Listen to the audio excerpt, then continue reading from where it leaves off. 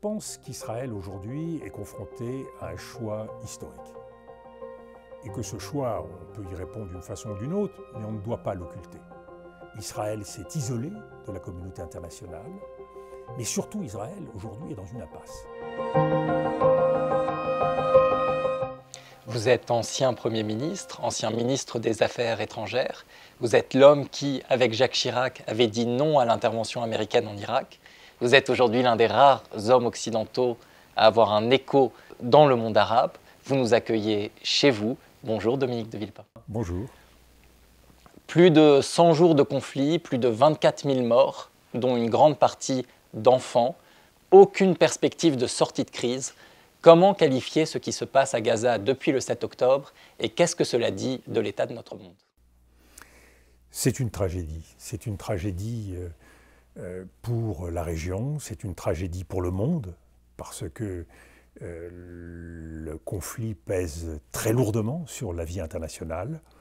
Et à ce titre, le cessez-le-feu, faire taire les armes, trouver une réponse humanitaire à la mesure des enjeux me paraît être la priorité, avec bien sûr le corollaire qui est la libération des otages. Dans ce drame, il est difficile de mesurer à quel point le choc du 7 octobre a introduit dans la vie de cette région, et en particulier pour Israël, un effet de sidération qui a complètement changé la donne. Et cette tragédie, cette horreur qui s'est perpétuée, nous place aujourd'hui dans une spirale, dans un engrenage, où certains peuvent croire que l'esprit de vengeance va de lui-même permettre de rétablir un équilibre. Malheureusement, nous le savons à l'expérience, l'engrenage de la violence ne conduit qu'à plus de violence, ce qui place cette région aujourd'hui à la merci d'un dérapage. Il ne manque pas d'autres fronts, d'autres foyers de crise sur le plan régional qui pourraient alimenter les développements de ce qui se passe à Gaza, d'où la nécessité de redonner un objectif à cette région, de tirer un bilan de ce qui s'est passé depuis 100 jours et d'essayer de voir comment nous pourrions repartir sur de nouvelles bases avec une stratégie politique qui permette de sortir de cette politique du pire qui est ce que nous connaissons malheureusement. Vu du Liban, nous avons vraiment l'impression que les Occidentaux ne prennent pas la mesure de l'ampleur de la catastrophe en cours, qui a déjà des conséquences effectivement dans la région, mais aussi, comme vous venez de le dire, sur le système international. Pourquoi ? En grande partie, la réponse, elle est liée à ce qui s'est passé le 7 octobre. Le 7 octobre a créé une sidération en Israël. Jamais Israël n'avait imaginé que sa politique de sécurité puisse être ainsi bâtie en brèche. Jamais Israël n'avait imaginé que l'horreur de ce que le peuple juif avait pu connaître dans son histoire à travers les pogroms, à travers la Shoah, puisse revivre, puisse renaître. Et ceci, en Europe, a été également un choc extrêmement profond. Et de ce fait-là, dans cette logique-là de légitime défense conférée à Israël, selon l'article 51 de la Charte de l'ONU, il y a en quelque sorte l'idée, pour beaucoup, d'un passage obligé, qui est de retrouver les otages d'abord, d'éradiquer, selon la formule consacrée par le gouvernement de Netanyahou, d'éradiquer le Hamas pour rétablir un semblant de normalité à partir duquel quelque chose redeviendrait possible. La vraie difficulté, c'est que nous le savons, le terrorisme, l'esprit de terrorisme ne s'éradique pas comme ça. On ne peut pas arracher à des esprits où cet esprit-là est introduit, on ne peut pas l'arracher avec des mitraillettes, avec des bombes. C'est quelque chose qui est présent, c'est quelque chose qui est d'autant plus présent que la violence se perpétue et que le sentiment d'injustice s'accroît. Donc nous sommes devant ce qu'il y a de plus difficile sur le plan international, qui est comment arrêter un cycle de violence, comment redonner du crédit à la justice quand, de part et d'autre, la perspective apparaît si différente, quand l'incompréhension est si grande. Et de ce fait, l'Europe est très largement inhibée. Les États-Unis, fidèles à leur alliance historique avec Israël, quel est le fait nouveau qui permettrait à un moment donné de recréer la petite étincelle qui redonnerait en quelque sorte à la possibilité d'un dialogue et à la possibilité de la paix une chance. Aujourd'hui, encore hier, le Premier ministre israélien Benjamin Netanyahou réitérait son opposition à la perspective de la création d'un État palestinien. Cette fameuse solution à deux États, on l'évoque depuis des décennies, on en parlait même avant la création d'Israël. Elle n'a jamais pu aboutir. Comment la mettre en œuvre aujourd'hui quand on se souvient qu'il y a 700 000 colons entre Jérusalem-Est et la Cisjordanie? Alors c'est peut-être le point le plus paradoxal de ce drame. C'est qu'aujourd'hui, j'allais dire, plus personne ne doute sur la scène internationale de la nécessité de cette solution. Certes, elle est difficile, certes, on n'a pas réussi jusqu'à maintenant à la mettre en œuvre, mais c'est bien la seule alternative à la guerre et à la violence. Il n'y a pas d'autre possibilité que la création de cet État. On a envisagé l'État binational, on a envisagé la création de deux États dans le cadre d'une confédération. Mais hormis l'idée de laisser Israël récupérer l'ensemble de ces territoires, ce que souhaite évidemment une grande partie du gouvernement Netanyahou dans sa partie la plus radicale, il n'y a pas d'autre solution que la création de cet État. Mais évidemment, il faut une volonté. Et cette volonté, elle est double. Elle doit être double. Elle est celle de la région. Et c'est vrai que les pays arabes, jusqu'à maintenant, sont restés beaucoup trop en arrière de la main. On a vu avec les accords d'Abraham qu'on était prêt même à laisser de côté la question palestinienne. C'était sans compter sur la mémoire des peuples. Les peuples ont de la mémoire. Et cette question palestinienne, bien évidemment, elle ne pouvait pas rester sans être traitée, tant la force symbolique de la justice que cela représente est grande. Donc la question, c'est comment les pays arabes aujourd'hui se réinvestissent politiquement dans cette question palestinienne, comment on évite de céder à la tentation de la violence à travers les différents dérapages qui sont possibles sur les différents fronts, sur les différents foyers de crise dans la région. C'est un deuxième enjeu. Et qui prend l'initiative? Je crois qu'aujourd'hui, on commence à voir ce que pourrait être une perspective de paix, à quoi ça pourrait ressembler. À travers un investissement fort de l'Arabie saoudite, ne l'oublions pas, en 1981, le plan FAD est celui qui avait été mis sur la table. Aujourd'hui, ce plan garde une certaine actualité. Donc une normalisation israélo-saoudienne contre une relance du processus de paix. C'est ce qui est aujourd'hui le plus séduisant, puisque effectivement, c'est un enjeu important pour Israël que de normaliser avec l'Arabie saoudite. Ce sont deux poids lourds de la région, sur le plan économique, sur le plan géopolitique. Donc oui, c'est véritablement quelque chose qui est attirant. Par ailleurs, c'est ce qui était en cours avant le 7 octobre et qui a été arrêté net par les horreurs du 7 octobre. Et donc, je crois que c'est un premier fil qui peut être tiré. Vous le savez mieux que moi, pour faire la paix, il faut être deux. Or, les Israéliens aujourd'hui n'en veulent pas. Qu'est-ce qu'il faudrait, on se pose très souvent la question dans le monde arabe, qu'est-ce qu'il faudrait pour que les Occidentaux exercent, s'appuient sur les différents leviers qu'ils ont vis-à-vis d'Israël, l'aide militaire, le vote à l'ONU, la diplomatie, pour justement l'encourager à faire des concessions dans le but de relancer les processus de paix. Vous avez tout à fait raison. Qu'est-ce qu'il faudrait? Du côté des deux acteurs principaux, que ce soit Israël ou les Palestiniens, on peut s'interroger sur une véritable volonté de paix. On voit le poids qu'a acquis le Hamas dans la sphère palestinienne, progressant beaucoup dans les esprits en Cisjordanie, exerçant une influence très forte encore dans la bande de Gaza.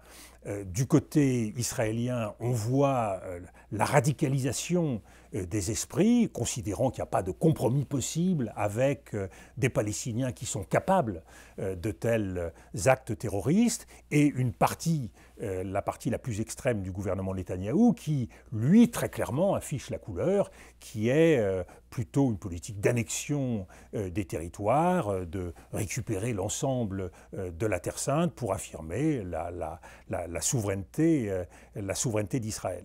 Donc dans cette logique-là, il faut des pressions extérieures, des contraintes extérieures. Des sanctions? Alors, il faut d'abord une volonté. Avant de parler de sanctions, il faut que chacun soit bien convaincu à la fois de la nécessité et de la possibilité de faire avancer la paix.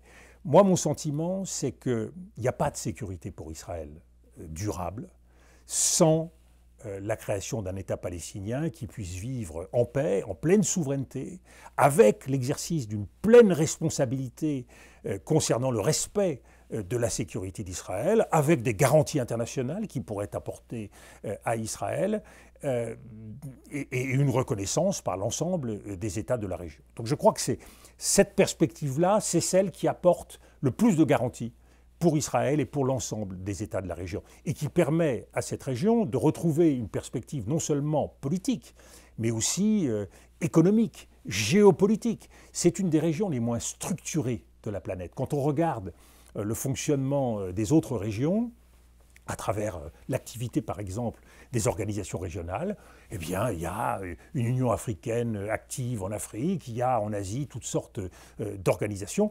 Le monde arabe est trop peu structuré, avec trop d'États faillis, et donc en permanence gangréné par la violence, gangréné par la menace de résurgence du terrorisme, et il est important de créer la stabilité qui permette à cette région de regarder à nouveau vers l'avenir. Mais cette solution, elle implique donc, cette solution, une décolonisation.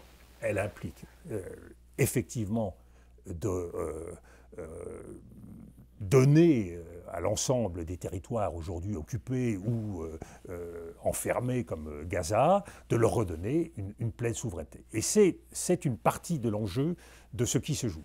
La première étape, à mon sens, donc, c'est le réengagement, le réinvestissement politique de la communauté internationale. Je crois que du côté des États arabes, on en comprend la nécessité aujourd'hui. Il faut que cet engagement soit non seulement une main tendue vis-à-vis d'Israël pour une normalisation politique en ce qui concerne l'Arabie saoudite, mais il faut aussi que ce soit de la part des autres États la volonté de participer activement à la reconstruction de Gaza, à une force internationale qui puisse assurer la sécurité de cette enclave, et sans oublier bien sûr la situation en Cisjordanie et à Jérusalem-Est. Je pense qu'aujourd'hui, le devenir de ces territoires ne peut plus être dissocié, et que la représentation de ces territoires, les garanties à apporter doivent être apportées pour l'ensemble de ces territoires destinés à être pleinement souverain dans le cadre d'un État indépendant. Donc ça, je crois que c'est, sur le plan politique, extrêmement nécessaire. Cela implique effectivement un engagement de la communauté internationale, et le rôle des États-Unis est majeur. Et vous le savez comme moi, nous sommes dans une perspective d'élection américaine d'ici quelques mois. Est-ce qu'on peut saisir ce butoir de l'élection américaine et ce risque d'avoir le retour de Donald Trump, qui évidemment bouleverse complètement toute perspective, puisque là, je pense que les chances de paix deviendront infiniment plus difficiles. Est-ce que Joe Biden a la force de semer cet esprit de paix dans la région, de l'enclencher suffisamment pour montrer qu'il est possible? Est-ce que des acteurs qui aujourd'hui apparaissent très réticents à cette perspective, c'est le cas de Benjamin Netanyahou, qui a au moins deux raisons de ne pas aller dans ce sens. La première raison, c'est de maintenir l'unité de son gouvernement, très dépendant des forces les plus radicales d'un sionisme messianique, mais aussi d'assurer sa propre sécurité comme Premier ministre, sachant que le jour où la donne change, où ce gouvernement tombe, il devra lui-même rendre des comptes devant le peuple israélien, devant les instances judiciaires israéliennes. Donc on voit que la fenêtre de tir existe. Elle est étroite. Elle est étroite. Mais on doit l'apprécier au regard des risques pour cette région, de nouveaux développements de violence et d'un élargissement du conflit. On voit bien la situation dans le nord d'Israël, à la frontière avec le Liban. On voit la situation qui existe aussi du côté de l'Irak et de la Syrie avec les factions chiites, les milices chiites. On le voit du côté de l'Iran, bien sûr, qui est le grand gagnant pour le moment de cette situation de tension.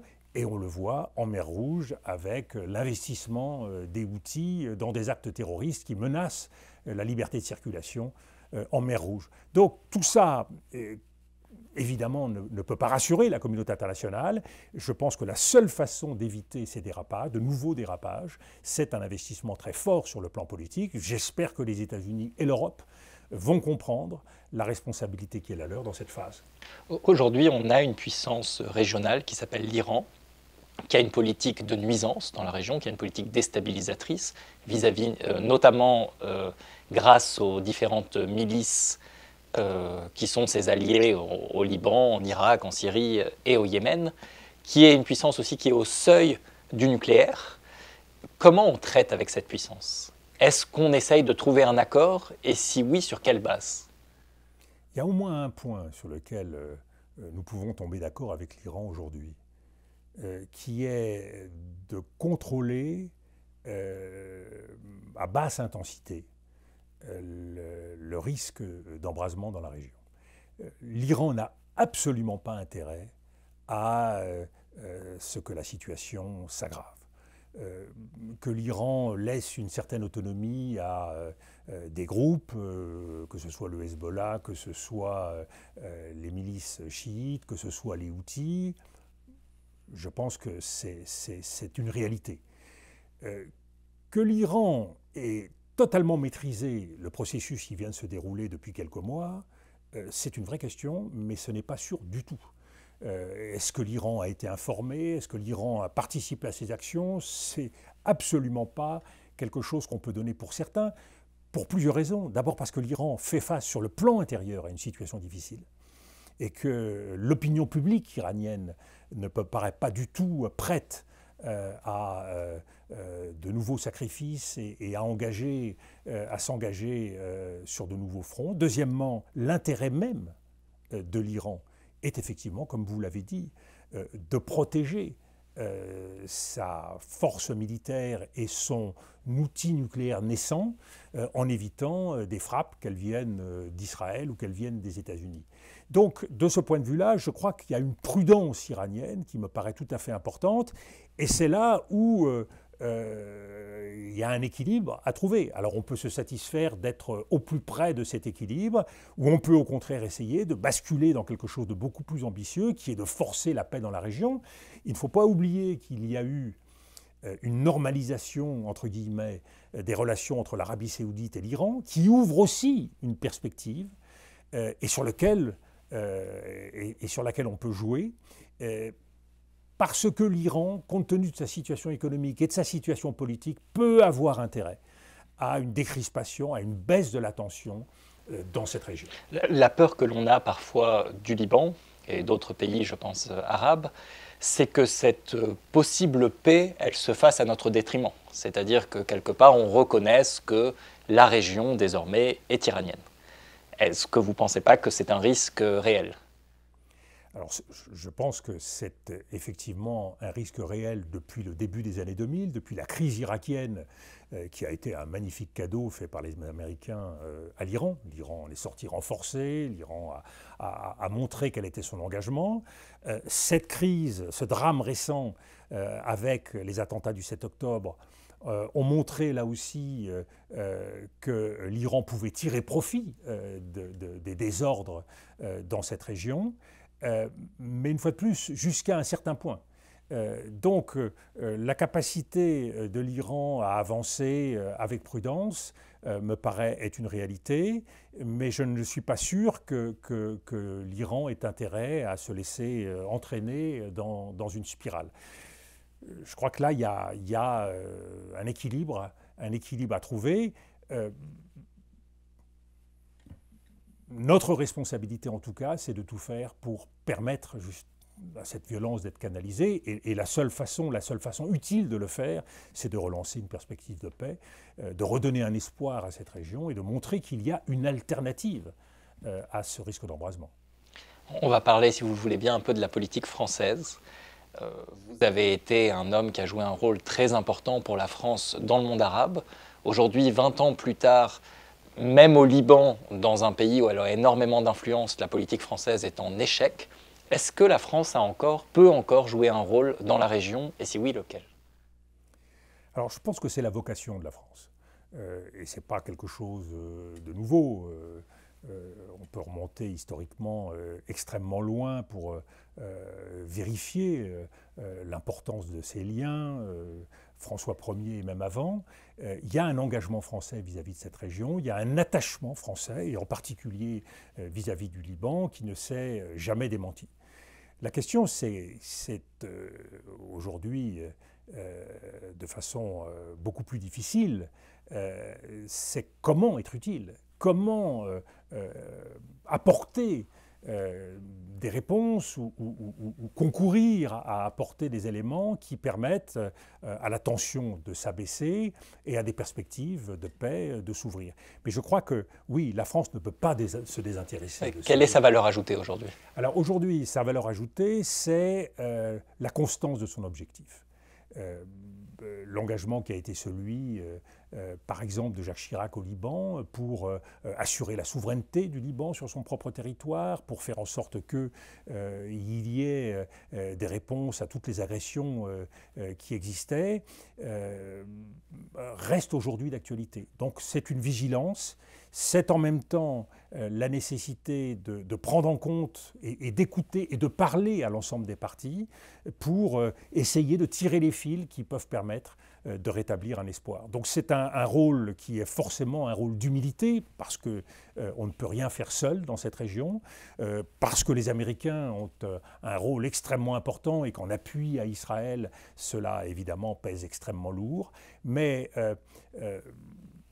consulter, aller voir régulièrement nos partenaires et amis arabes, ça fait partie de notre responsabilité, ne serait-ce que pour vérifier qu'il y a aujourd'hui une disponibilité à avancer, et je crois qu'elle existe. Si on prend l'exemple de la situation à Gaza, par exemple, poser les questions de l'après-Gaza, poser les questions de ce que pourrait être une force internationale à Gaza, force arabe, force d'autres États, poser la question de ce que pourrait être une représentation. Est-ce que cette représentation à Gaza doit être une représentation palestinienne? Est-ce que les temps sont suffisamment mûrs pour que l'autorité palestinienne puisse se renouveler, se rénover? Ou est-ce que cela passe par une autorité internationale qui, dans un premier temps, exercera la souveraineté à Gaza pour le compte du territoire? Je crois que poser ces questions, et pas les poser uniquement en relation avec le monde arabe, mais avec l'ensemble des partenaires de la communauté internationale. On voit le poids pris par le Sud global sur l'ensemble de ces enjeux. Et on voit l'émotion créée par la situation au Proche-Orient dans l'ensemble de ces pays du Sud, tous les grands pays des BRICS par exemple. Eh bien, il faut en permanence aller vers les uns, vers les autres. Cela concerne l'Afrique, cela concerne le Brésil, ça concerne l'Asie. Donc je crois qu'il y a un travail de fond sur le plan diplomatique, de consultation, de recherche de propositions, d'initiatives, qui est essentiel, et ça fait partie, à mon sens, du rôle que la France peut jouer. Elle le joue suffisamment aujourd'hui? Vous savez, on ne le joue jamais suffisamment quand on voit la réalité de ce qui se passe dans cette région. Mais en tout cas, c'est son rôle, il faut le faire à la fois vis-à-vis du monde arabe et de la communauté internationale, il faut le faire en Europe.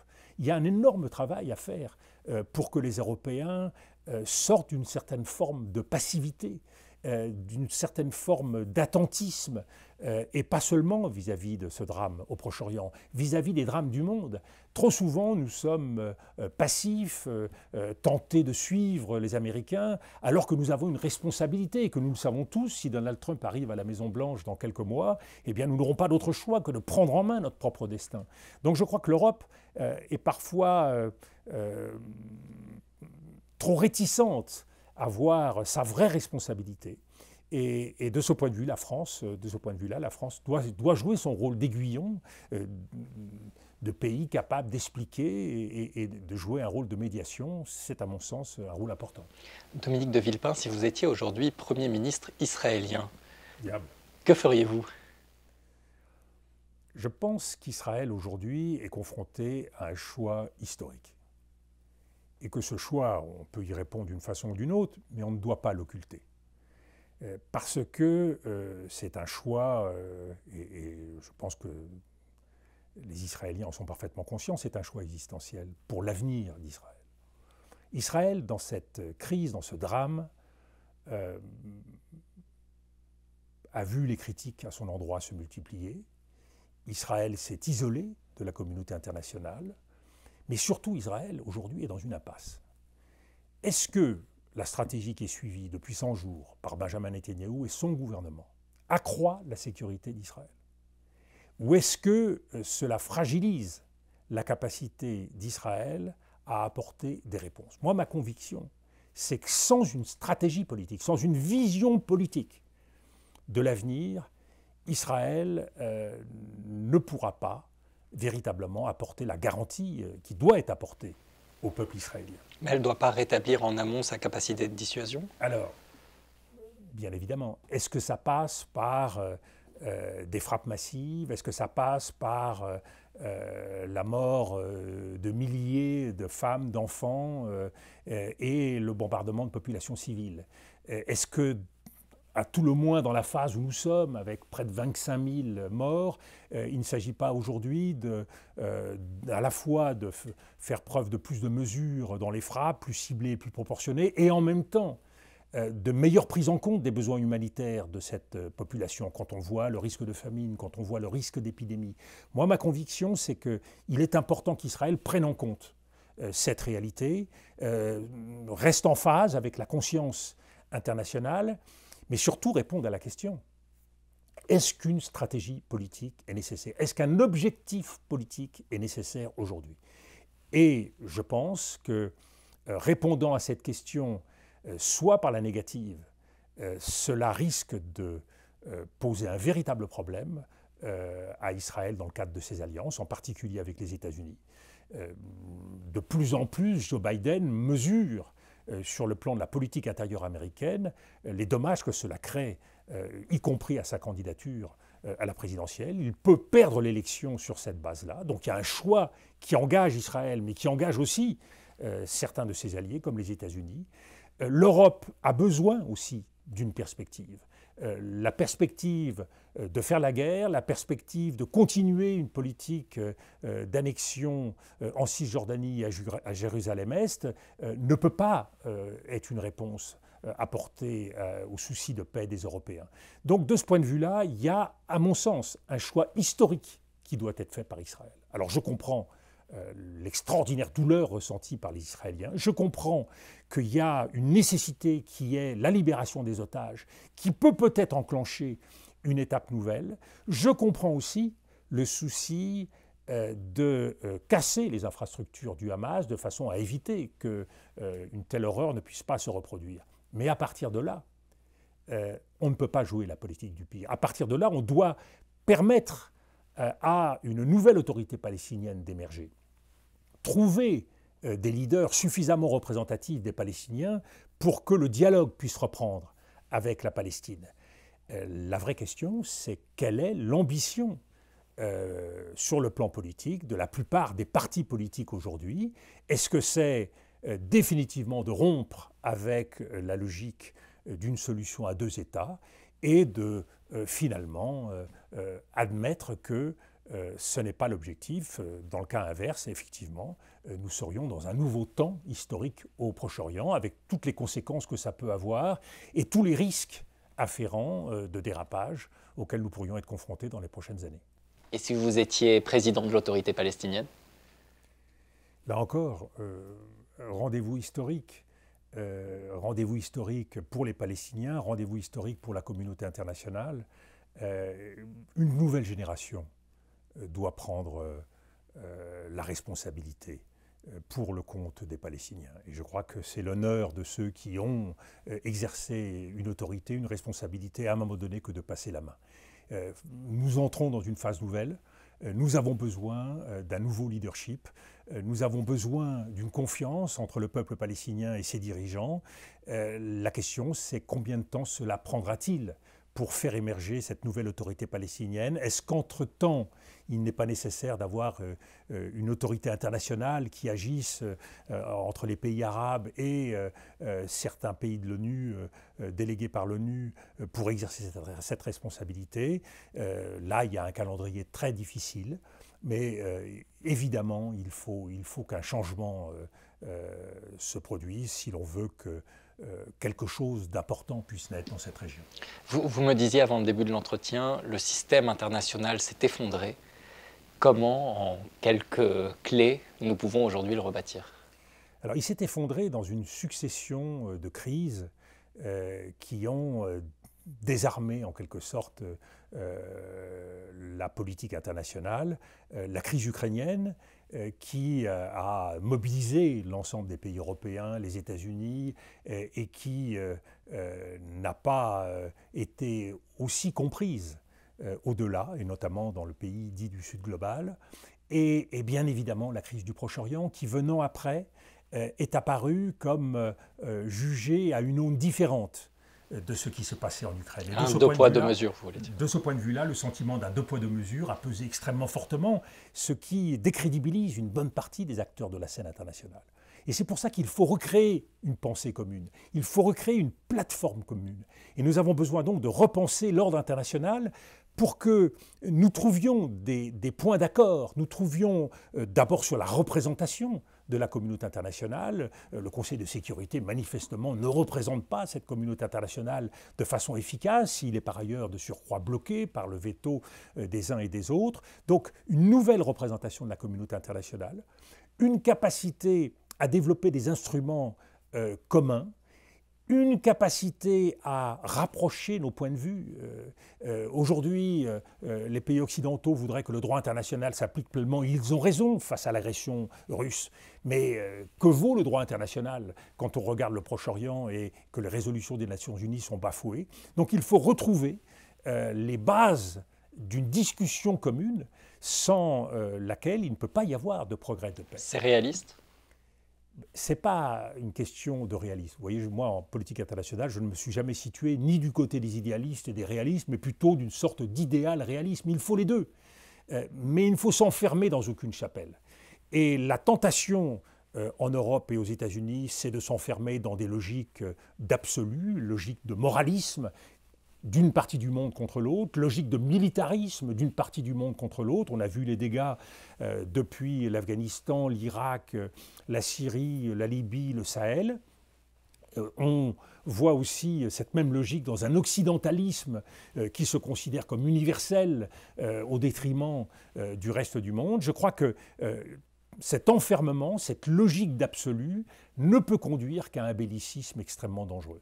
Donc il faut accepter de maintenir une forme de pluralisme, une forme de compréhension du monde, sans quoi le risque, c'est que notre côté du monde se repliera sur lui-même, avec de plus en plus de limitations à la liberté d'expression, de plus en plus de pensées uniques. De l'autre côté du monde, eh bien, le sentiment aussi d'une incapacité à travailler et à dialoguer avec les pays occidentaux, enfermés sur leur puissance et sur leur richesse, se développera également. Donc l'initiative doit venir de l'Occident ? L'initiative doit toujours venir de celui qui est le plus fort. C'est une grande règle de l'histoire. Les vainqueurs ont tendance à vouloir dicter leurs lois. Je crois qu'il est important de considérer que pendant plusieurs siècles, nous avons occupé la responsabilité internationale, nous avons occupé la plupart des leviers de puissance. Ceci est en train de changer. Le monde est en train de basculer et il est important que nous prenions conscience dans le souci d'un monde stable, d'un monde équilibré, d'un monde de paix, dans le souci de faire évoluer les choses. Donc oui, je pense que tout le monde peut en prendre l'initiative, mais c'est sans doute ce que nous devons aujourd'hui au monde, tirant les leçons à la fois de nos échecs et en même temps des succès qu'on a pu avoir au fil des siècles. On a une responsabilité particulière dans ce temps du monde pour inventer la transition indispensable qui nous permettra de continuer à travailler ensemble et surtout de partager ce qu'est notre bien commun. La paix, la justice, le développement, ce sont des choses, l'écologie, on voit à quel point cela mobilise les nouvelles générations à juste titre. Donc il y a un combat à mener. Ce combat, il ne peut pas être mené les uns contre les autres. C'est un combat qui est partagé. Merci beaucoup Dominique de Villepin. Merci à vous.